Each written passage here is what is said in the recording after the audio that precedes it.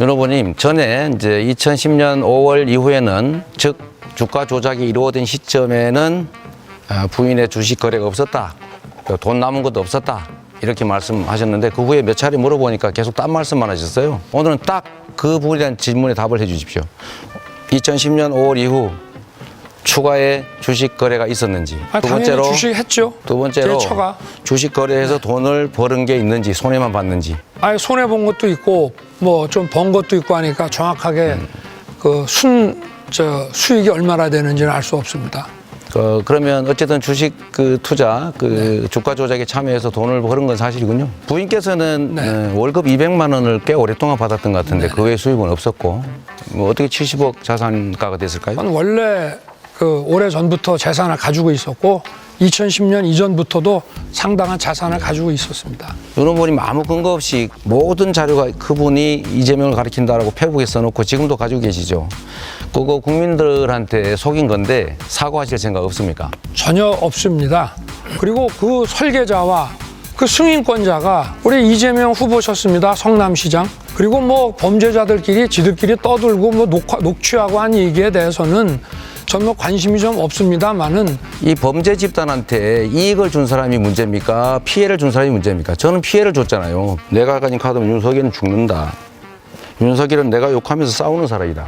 기자하고 왜 욕하고 싸우십니까? 한번 그 녹취록을 한번 다 틀어보시죠. 후보님, 끝까지. 규칙을 지키세요. 네. 왜 검사가 규칙을 안 지킵니까? 지금까지 이렇게 해왔습니까? 지금까지 없는 사실 막 지어내가지고 누구 카드라 이런 걸로 사람 엮어서 막 기소하고, 그래서 사람 죽고, 그래서 무죄 많이 나오고 그랬습니까? 이재명 후보의 주도권 토론을 시작하겠습니다. 네, 저도 사실 뭐 드릴 말씀은 많습니다만 우리 국민들의 삶에 관한 얘기를 하는 자리에서 가급적 정책 문제로 좀 제안을 하도록 하겠습니다. 그러나 지적할 건 지적하겠습니다. 국민의 자산과 관련된 주식시장 정말로 중요합니다. 주가지수 5,000포인트. 국내 주식시장이 안정적이기만 하면, 디스카운트만 없으면 얼마든지 가능합니다. 지금도 4,000포인트는 쉽게 넘어갈 수 있을 정도죠. 그런데 지금 주식시장을 망가뜨리고 있는 것이 몇 가지 있습니다. 그 첫 번째가 이제 공매도. 이게 불균형이 있죠. 개인 투자자와 기관, 외국인 간에. 이 불균형을 지적해야 된다. 기간 제한 똑같이 해야 된다 말씀드리고요. 두 번째로, 예를 들면 물적 분할해가지고 재상장하면서 이제 기존 주주들한테 피해 입히는 방식, 이런 거 꼭 없애야 됩니다. 또 대대적인 산업 전환을 통해서 성장성 있는 기업들이 많이 주식시장에 들어와야 되고, 기존 기업들이 전환을 해야 되겠죠. 그리고 더 중요한 거는 주식시장이 투명해야 됩니다. 주가 조작 이렇게 하면 누가 투자하겠어요? 주가 조작 한번 하면 주식 투자자들 수천 수만 명이 피해를 입게 됩니다. 엄청난 피해를 입게 되죠. 그래서 윤 후보님께 제가 물어봅니다. 윤 후보님, 전에 이제 2010년 5월 이후에는, 즉 주가 조작이 이루어진 시점에는 부인의 주식 거래가 없었다, 돈 남은 것도 없었다, 이렇게 말씀하셨는데 그 후에 몇 차례 물어보니까 계속 딴 말씀만 하셨어요. 무슨 검찰이 수사를 뭐 다 했느니, 이런 말씀하셨는데 오늘은 딱 그 부분에 대한 질문에 답을 해 주십시오. 2010년 5월 이후 추가의 주식 거래가 있었는지. 두 번째로 주식 했죠. 두 번째로 주식 거래해서 돈을 버는 게 있는지, 손해만 봤는지. 아예 손해 본 것도 있고 뭐 좀 번 것도 있고 하니까 정확하게 수익이 얼마나 되는지는 알 수 없습니다. 그러면 어쨌든 주식 투자 주가 조작에 참여해서 돈을 버는 건 사실이군요. 주가 조작에 참여한 사실은 없습니다. 부인께서는 월급 200만 원을 꽤 오랫동안 받았던 것 같은데 그 외에 수입은 없었고, 뭐 어떻게 70억 자산가가 됐을까요? 원래 오래 전부터 재산을 가지고 있었고 2010년 이전부터도 상당한 자산을 가지고 있었습니다. 한번 확인해 보죠, 뭐. 네. 제가 이거 하나 또 여쭤보겠습니다. 사실 부동산 투기 문제는 사람들의 근로 의욕을 엄청나게 훼손하죠, 그죠? 훼손하는데, 이 부동산 투기라고 하는 게 특정 소수가 하지 않습니까? 저는 이런 부동산 투기로 불로소득 얻는 거 못하게 해야 된다는 게 제 정치적 신념이어서, 그래서 민간의 개발 허가해 주는 거 최대한 자제하고 그 안에서 공공 개발을 하거나, 또는 민간 개발하더라도 거기다 엄청난 부담금을 주어서 개발 이익을 환수했습니다. 그런데 이 대장동 화천대유 관련해서 지금 그분이 조재현 대법관이다라는 게 지금 확인이 돼서 보도가 나고 있는데, 윤 후보님 아무 근거 없이 모든 자료가 그분이 이재명을 가리킨다라고 페북에 써놓고 지금도 가지고 계시죠. 그거 국민들한테 속인 건데 사과하실 생각 없습니까? 전혀 없습니다. 대장동이라고 하는 것은 3억 5천 들고 돌아간 사람들이 지금 1조 가까운 수익을 번 것이고, 그리고 그 설계자와 그 승인권자가 그리고 수용권자가 바로 우리 이재명 후보셨습니다. 성남시장. 그리고 뭐 범죄자들끼리 지들끼리 떠들고 뭐 녹취하고 한 얘기에 대해서는 전 뭐 관심이 좀 없습니다만은, 그런 뭐 지들끼리 한 얘기를 가지고 그분이 네, 시간이 돼서 아니 뭐 제가- 조재현 대법관이면은 뭐 자, 시간이 돼서 제가 우리 끊겠습니다. 후보님은 면책되는 네. 겁니까? 여기 이렇게 써져 있죠. 첫 번째로 부산저축은행, 아까 첫 번째 전제가 그겁니다. 이득 3억 5천이 아니고 투자 금액이 1조 3천억 원입니다. 근데 왜 3억 5천이라고 하세요? 자본금과 투자금도 구별하지 못하십니까? 국민들한테 거짓말 하십니까? 두 번째로. 대답을 해도 돼요? 아니, 하지 마세요. 나 질문 안 했습니다. 두 번째로, 이 범죄 집단한테 이익을 준 사람이 문제입니까? 피해를 준 사람이 문제입니까? 저는 피해를 줬잖아요.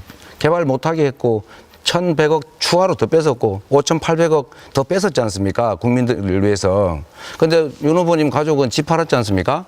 세 번째, 이거 중요한데요. 그 관련자들이 이렇게 말한다니까요. 김만배 핵심, 영장 들어오면 바로 죽는다. 원래 죄가 많은 사람이야. 이거 다 녹취록에 나온 얘기입니다. 내가 가진 카드면 윤석열은 죽는다. 윤석열은 내가 욕하면서 싸우는 사람이다. 기자하고 왜 욕하고 싸우십니까? 봐주는 것도 한계가 있다고 했다면서요. 도대체 봐준 건 뭐고 못 봐준 건 뭔지 궁금한데, 이분들이 저한테 대해서 이렇게 얘기해요. 김만배, 내가 피해만 입었다. 그 나한테 괴롭힌 사람이다.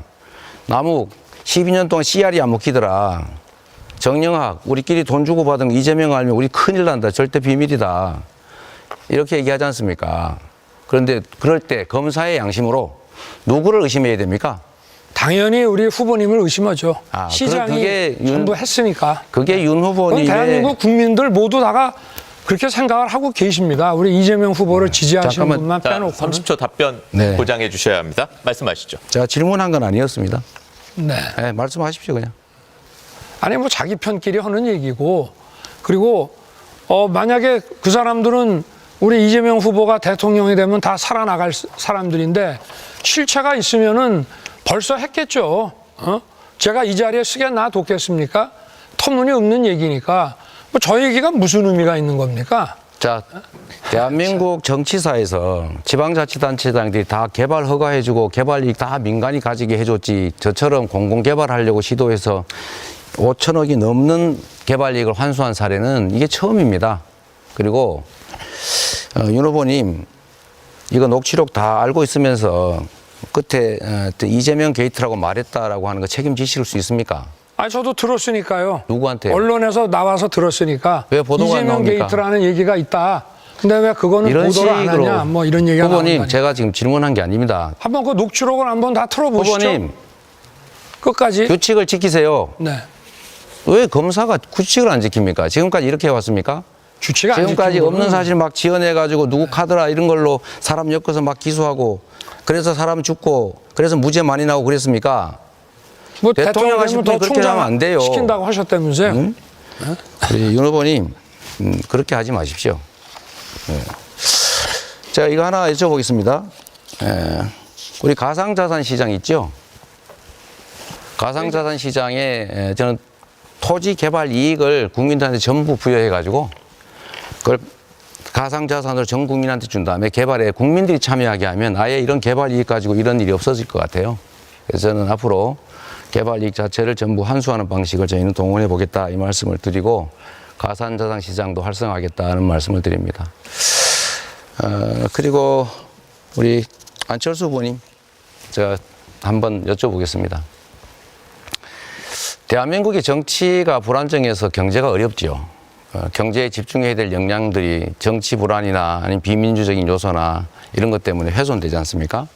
그래서 저는 정치 체제를 바꾸는 게 정말로 중요하다. 제3의 선택이 가능한 그런 국가로 가야 된다. 그래서 상대방 실수만 하기를 기다리는 정치, 이런 거 좀 바꾸고 또 모든 역량 있는 자원들이 전부 이렇게 힘을 합쳐서 통합 정부를 만들어서 내부 경쟁을 하고 국민에게 심판받는 그런 나라가 되면 좋겠다는 생각을 하는데 우리 후보님 의견은 어떠십니까? 저는 정치 한 10년 동안 다당제가 소신입니다. 이제는 거대 양당끼리 이렇게 우리나라를 끌고 오는 것은 이제는 더 이상은 효과가 없습니다. 오히려 서로 갈등만 부추기고 그리고 7, 80년대, 4, 50년 전에 그런 생각에만 갇혀서 나라를 더 이상 한 걸음도 지금 앞으로 나가지 못하게 하고 있습니다. 이럴 때일수록 다당제가 되어야 서로 타협하고 협상하고 실제로 정치가 이루어지는 대한민국을 발전시킬 수 있다고 생각합니다. 네, 감사합니다.